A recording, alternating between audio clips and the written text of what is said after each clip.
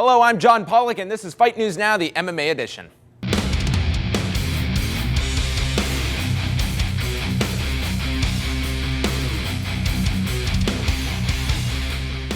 Hello, fight fans, and welcome to another edition of Fight News Now. I'm John Pollock, and we are in the midst of one of the busiest weeks in the history of the UFC with 3 shows in 1 week, including this Saturday's UFC 164 card that we're going to get you all set for. John Ramdeen and Robin Black will be here for another edition of 3 rounds and what's coming up at UFC 164. The WWE's Brodus Clay stops by on the shift, but right now we're getting you caught up to date with this week's newsmakers.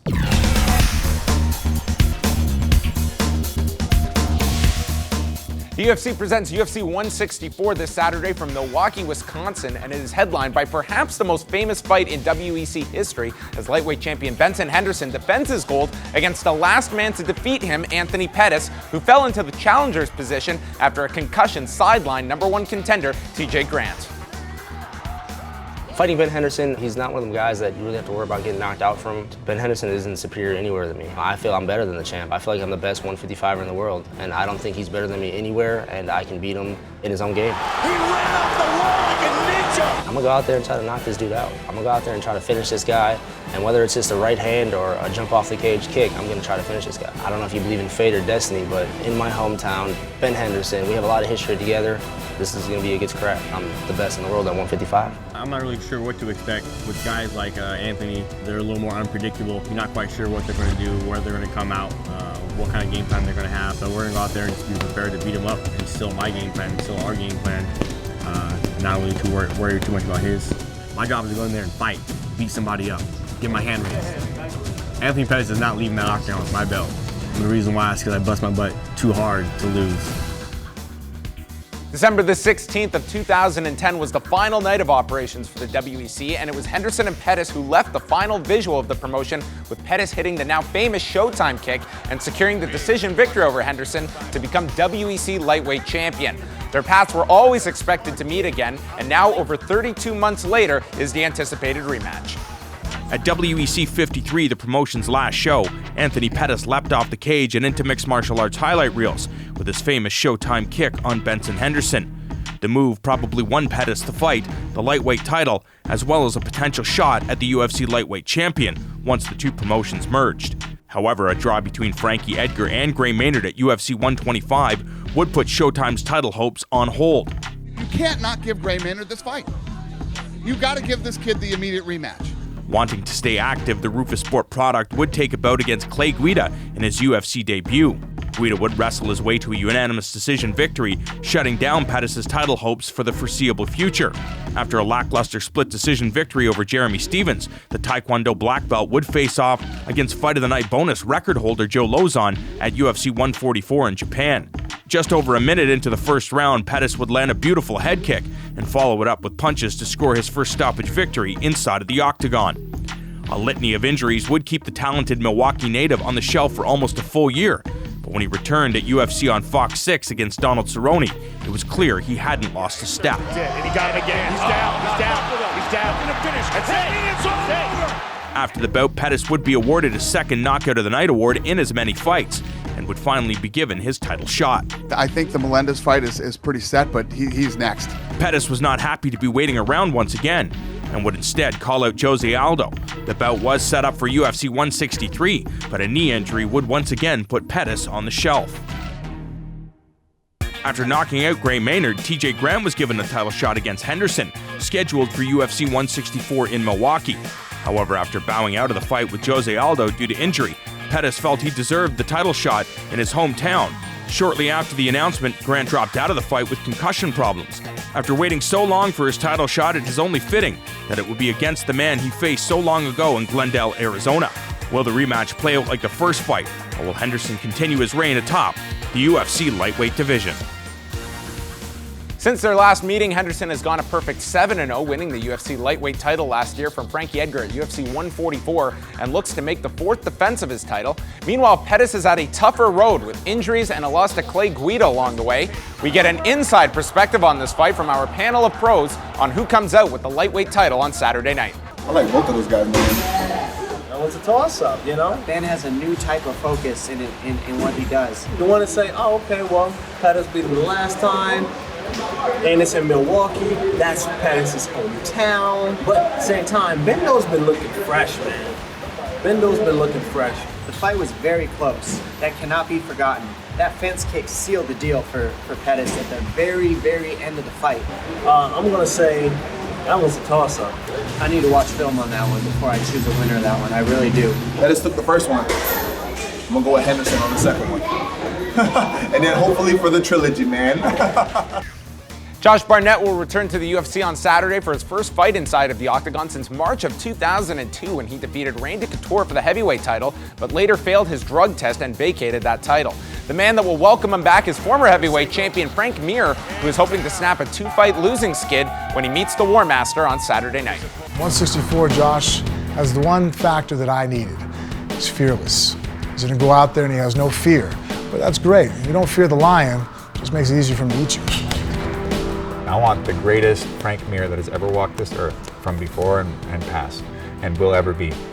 So when I completely destroy this guy, he knows the best he could ever be will never beat me. Josh Barnett! The margin of error when you get two heavyweights that are fighting in the UFC is very, very small. One mistake, and that's it. If I showed you a video then, and I showed you a video, of his last fight, it looks exactly the same. Over a 10-year span, the guy hasn't improved. If he thinks I haven't grown or changed in 10 years, there's a lot that he doesn't understand. And it's always nice having a weapon that no one's ready for. I get a hold of stuff and people sometimes tap early because they're already well aware of that I will tear everything off. And if I'll tear your arm off, if you don't tap, I'm tearing something else. I will pull you apart like a piece of cooked pork until I'm done. They are two of the most recognizable heavyweights in the sport, and we go back to our panel of pros who break down this matchup and determine if Frank Mir will get back onto the winning track or if Josh Barnett can make a successful return under the Zuffa banner. I think that Barnett has the tools to win this because he chooses if he goes down or not. Frank Mir. No. You know what, honestly, it depends on which of those guys show up in shape. Josh Barnett. Josh Barnett. If he wants to take Mir down and worry about Mir's crazy tough offensive submissions, then he can do that. If it goes to the ground, I say Barnett, but I give the edge standing to Mir. Barnett's going to be a smart guy and stay standing and be able to pick apart Mir, take him down when he needs to either grind out the decision on points or he can just beat him up in ground and pound position on top. It really just depends on which guy shows up in shape. They'll win that fight that night. Either one of them. It's a 50-50 shot. I can tell you more on the night of the weigh-ins. One of the most wide open divisions right now is that of the flyweights. A man that has been forgotten about at 125 pounds is Luis Gaudino, who returns at UFC 164 after a 15-month layoff to meet Tim Elliott. When we last saw Gaudino in May of 2012, he got a big win over John Lineker. And on Saturday night, he hopes to make a loud statement that he is a player at 125 pounds. He's a tough guy, he's scrappy, he's a gamer, he comes to bring it. His fight with Dotson probably could have been fight of the night, but me and Lineker kind of stole that from him. Then his next fight, he did win fight of the night, so he definitely pushes the pace. I'm going to have to go in there and be well conditioned, and just be ready for anything because he's good at everything. Tough fight. It has been a year of inactivity for Sudbury, Ontario's Mitch Gagnon, but the bantamweight is set to return to action on September 21st as part of the UFC 165 event in Toronto at the Air Canada Centre when he meets Dustin Kimura, and our cameras were at Parabellum MMA to speak to Gagnon about chasing his second UFC victory. I'm fighting Dustin Kimura, stud, undefeated guy. Look forward to it. He's a grinder. He likes to fight. I'm in for a fight. A guy has great jiu-jitsu. His debut in the UFC showed that. He was losing that fight, but he kept going for subs, and he finally caught it in the third. And he's definitely a threat. And we now go over to this week's tweet of the week from Vanderlei Silva, and we might need a translator for this tweet, but in a nutshell, the man is very, very upset at one Chael Sonnen.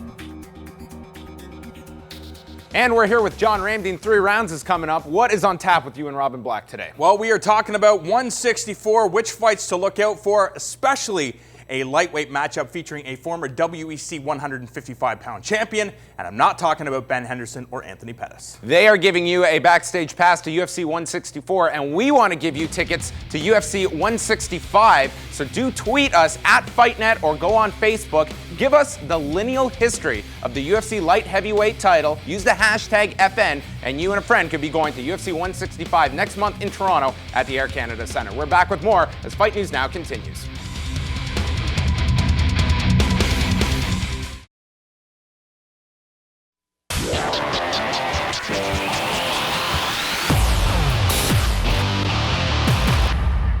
And we are back on Fight News Now. It's John Pollock with you here. And now we welcome in John Ramdeen and Robin Black, because coming up this Saturday, guys, the UFC goes to the home of PBR in Milwaukee for UFC 164.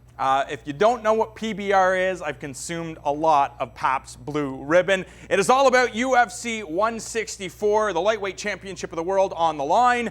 Henderson-Pettis taking on Benson Henderson in a rematch. We're going to talk about some of the other fights, because we've talked about that fight. Yeah. A lot. We got to talk about this fantastic matchup in the 145-pound division. Chad Mendes taking on Clay Guida. Mendes, since his loss to Jose Aldo, has looked phenomenal, and I think it was a real lesson for Chad Mendes to be in there with one of the best in the world. I know he trains with Joseph Benavidez and Uriah Faber, but the loss to Aldo definitely showed him that he needs to up his game, he needs to up his intensity, and I think we got that from Chad Mendes. He's going to be very difficult for anybody in the 145-pound division. Yeah, Jose Aldo is number one, and Chad Mendes is 1A, man. One knee to the head put an end to that fight, but otherwise, Mendes is in a fight with Aldo the next time he gets there, and he will get there. Guida's always been an interesting guy. He moves quickly, he's got just a tenacity in his wrestling approach that very few people can match, and he's going to put that on Mendes, but Mendes' striking has looked on point, and he's talked about mentally being in a state of comfort when he's standing and striking, something he never had in the past until they added Bang Ludwig as their coach. He was an aggressive wrestler who needed to get you to the ground. When he did, he was super alpha all over your face, but now he's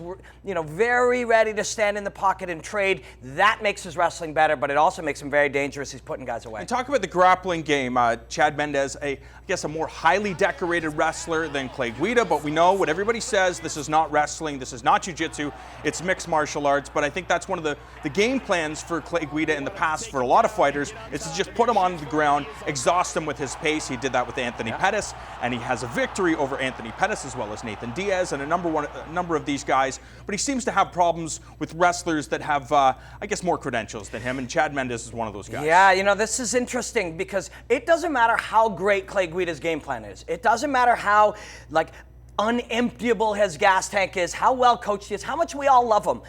None of that stuff matters unless you put the guy on his back. Mendes off his back is going to be a little bit more difficult, for him to do anything.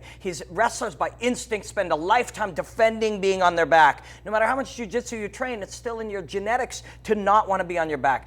But man, Mendes is just a little animal. It's going to be a really interesting fight, and for my money, we all kind of usually go, well, this jiu-jitsu guy and this and this wrestler, this is what'll happen. We can't wait to see it on the feed. Or these two strikers, can't wait to see how they measure up.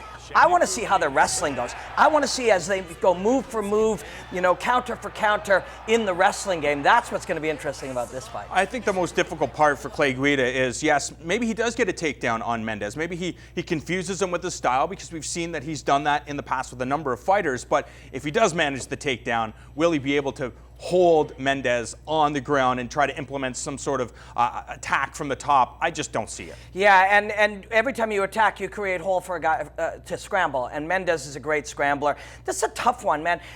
Sometimes we'll forget. Over the last few years, we haven't seen what Guida's been doing. We saw him run from Gray Maynard. We saw him put Pettis on his back. We haven't seen sort of where his striking. Yeah, but we also haven't seen whatever he's been doing in the gym, whatever his main areas of improvement are. We haven't really seen them. So he could come in here and surprise everybody with a crisp striking game. I suspect he's been really working his angles, changing his direction in and out in striking. But we'll see it. And man, I don't care where you are in 145. You got to fight Mendes. This is going to be the toughest fight of your life. We go from one of the smallest divisions in the UFC to the biggest division as Brandon Vera taking on Big Ben Rothwell. I really like this fight. Ben Rothwell, tough as nails, from the area, so he's going to have the hometown field advantage, so to speak. But Brandon Vera, when he is on his A game, he is competitive with some of the best fighters in the world. An underrated grappler, great jiu-jitsu skills on the ground, but I think it's his stand-up stand-up game that will shine in this fight. Do you think he's going to try to chop Ben Rothwell down? Yeah, I mean, going for the legs is definitely a great answer. Rothwell's going to be way bigger. I mean, I've taken a lot of heat for being a Brandon Vera fan over the years, from you and other media and fans and stuff, because the guy is incredibly talented. It's beautiful to watch his Muay Thai game. When he's on and he's smashing your legs and he's circling out and he's making you pay as you chase him, it's a beautiful thing to watch. But he's never quite lived up to his potential, and we always go, this is the fight, this is the fight. Well, this better be the fight. He's got a guy in front of him who's slower, who's not as purely skilled as him. He has to go in here and execute this big man, but that's not easy. Robin, we switch focus from the main card to the undercard, and an outstanding lightweight encounter between Gleison Tibau and the former WEC 155-pound champion Jamie Varner, a guy that doesn't always get the credit he deserves. This is a guy that, when he's in shape, when he's mentally focused, I think can hang with some of the best fighters in the 155-pound division. What does he need to do against Tibau, considering he has a wrestling background, and you and I have talked about it, Tibau has some of the best takedown defense in all of the UFC. At least according to Fight Matrix. I mean, it looks like he essentially has 100% takedown defense percentage throughout like a dozen plus UFC fights. If that's the case, Varner's gonna have to stand in there with this big guy. They're kind of the same guy. I mean, Tibau's kind of a Brazilian Jamie Varner, big and powerful and explosive. They're both kind of chiseled right up. Varner got a lot of hate in his WEC days for being a bit of a pussy.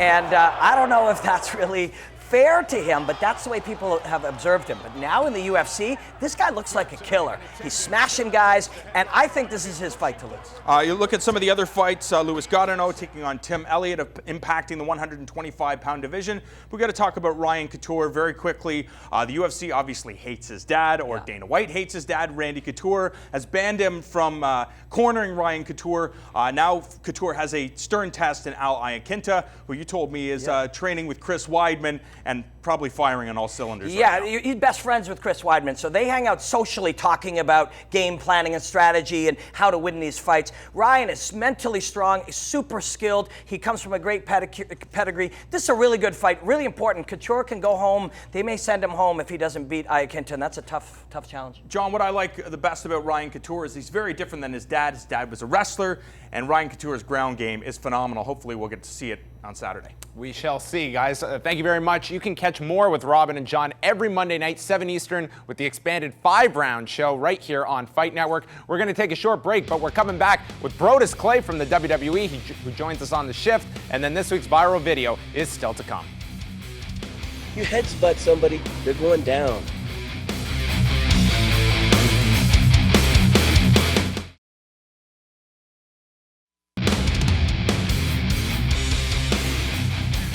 Welcome back to Fight News Now, and this Monday is movie day on Fight Network. Starting off bright and early, you get to wake up with Alien vs. Predator, and throughout the day you'll get to see the first 3 Die Hard films, and we cap off your long weekend with Commando among the titles coming your way. But right now, it is time for the shift.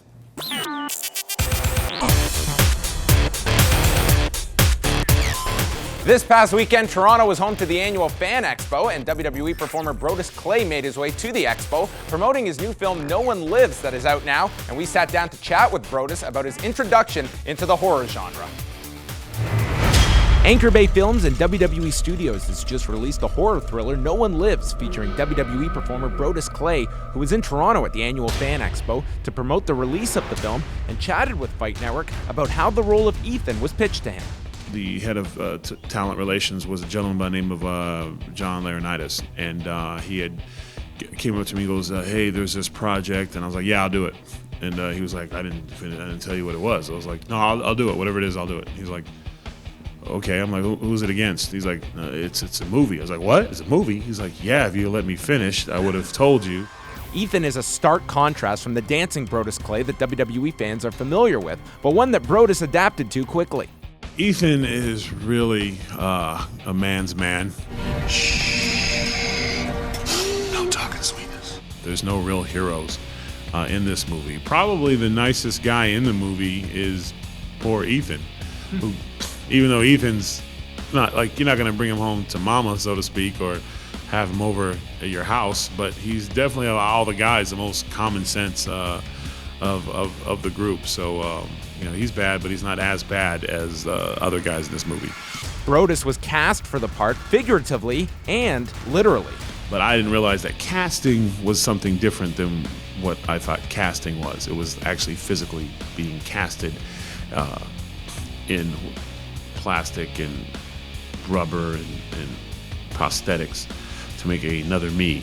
The literal casting. Literal casting, yes. You haven't lived until you had 8 people put petroleum jelly all over your body, but talk to each other like, so what's going on with you? Not much, you know, and like I'm in the room, but they're not talking to me.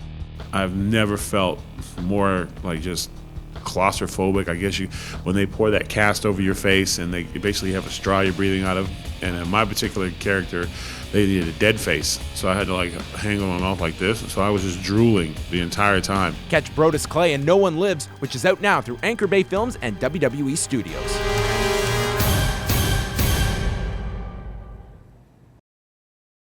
And we now move on to this week's viral video. I have yet to see this week's contribution, but I'm told it's a combination of melons and the actor Steven Weber.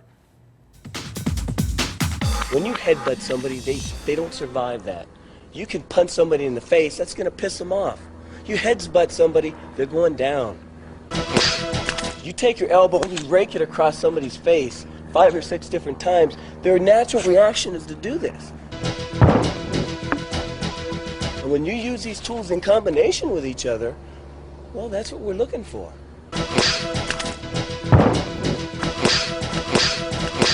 So these are tools that we can use whether we're sick, tired, hungover, I don't care. You get into a fight, you're in slippery ground, you just grab hold, boom, and it's always there. You are now all caught up on what is happening during this very busy week in mixed martial arts with UFC 164 coming up on Saturday night. Don't miss Movie Day. It's happening Monday right here on Fight Network. A new episode of the MMA Report is coming at you this Thursday afternoon with Henderson-Pettis on the show. And usually the last word is from me, but this week we're going to let UFC Octagon girl Brittney Palmer say goodbye with this public service announcement.